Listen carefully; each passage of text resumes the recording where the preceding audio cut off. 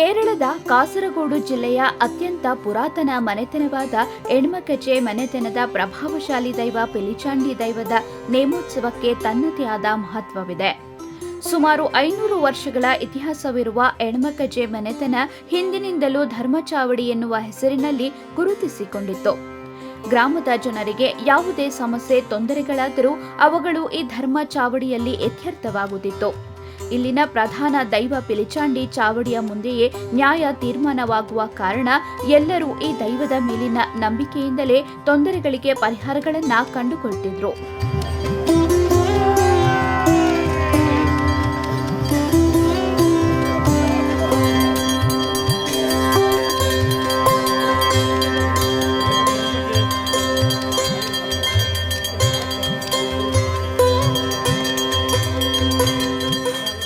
ತುಳುನಾಡಿನಲ್ಲಿ ಆರಾಧಿಸಿಕೊಂಡು ಬರುತ್ತಿರುವ ದೈವಗಳಲ್ಲಿ ಅತ್ಯಂತ ಪ್ರಭಾವಶಾಲಿ ದೈವ ಪಿಲಿಚಾಂಡಿ.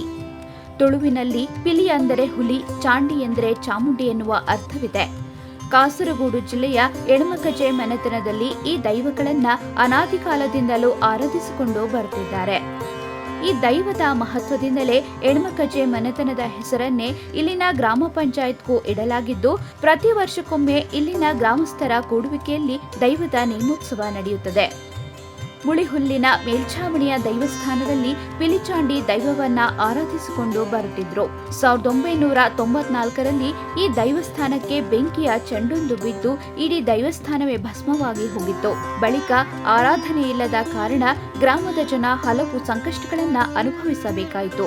ಆ ಬಳಿಕ ಅನಿವಾಸಿ ಭಾರತೀಯರಾದ ಎಣ್ಮಕಚೆ ಮನೆತನದ ಸುಧೀರಗ ಕುಮಾರ್ ಶೆಟ್ಟಿ ಈ ದೈವಸ್ಥಾನದ ಸಂಪೂರ್ಣ ಜೀರ್ಣೋದ್ಧಾರದ ಜವಾಬ್ದಾರಿಯನ್ನ ಹೊತ್ತು ಹಿಂದಿನ ಸ್ಥಳದಲ್ಲಿ ಹೊಸ ದೈವಸ್ಥಾನವನ್ನ ಕಟ್ಟಿ 2004ಕ್ಕೆ ದೈವಕ್ಕೆ ಸಮರ್ಪಿಸಿದರು. ಆ ಬಳಿಕ ಇಲ್ಲಿನವರೆಗೂ ಇಲ್ಲಿ ಯಾವುದೇ ಅಡೆತಡೆಗಳಿಲ್ಲದೆ ಪಿಲಿಚಾಂಡಿ ದೈವದ ನೇಮೋತ್ಸವ ನಡೆದುಕೊಂಡು ಬರ್ತಿದ್ದು, ಸಾವಿರ ಸಂಖ್ಯೆಯಲ್ಲಿ ಗ್ರಾಮಸ್ಥರು ಈ ಕಾರ್ಯಕ್ರಮಗಳಲ್ಲಿ ಭಾಗಿಯಾಗ್ತಾರೆ.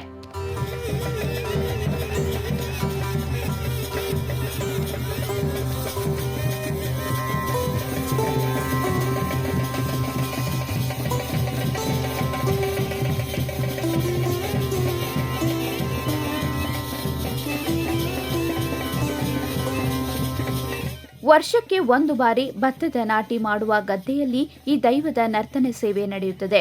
ಅದರಲ್ಲೂ ಈ ದೈವವನ್ನ ಹುಲಿಯಾಕಾರದ ರಥದಲ್ಲಿ ಗ್ರಾಮಸ್ಥರೆಲ್ಲ ಸೇರಿ ಎಳೆಯುವುದು ಇಲ್ಲಿನ ಪ್ರಮುಖ ಆಕರ್ಷಣೆಗಳಲ್ಲಿ ಒಂದಾಗಿದೆ.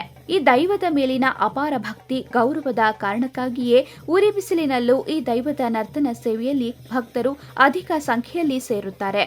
ಕಾಸರಗೋಡು ಮತ್ತು ದಕ್ಷಿಣ ಕನ್ನಡ ಜಿಲ್ಲೆಯಲ್ಲಿ ಆರಾಧಿಸಲ್ಪಡುವ ಪ್ರಧಾನ ದೈವಗಳಲ್ಲಿ ಪಿಲಿಚಾಂಡಿಯು ಒಂದಾಗಿದ್ದು, ಹುಲಿಯಂತೆ ನರ್ತನ ಮಾಡುವ ಈ ದೈವ ನಂಬಿದವರಿಗೆ ಇಂಬು ಕೊಡುತ್ತದೆ ಎನ್ನುವ ಬಲವಾದ ನಂಬಿಕೆ ಭಕ್ತರಲ್ಲಿದೆ.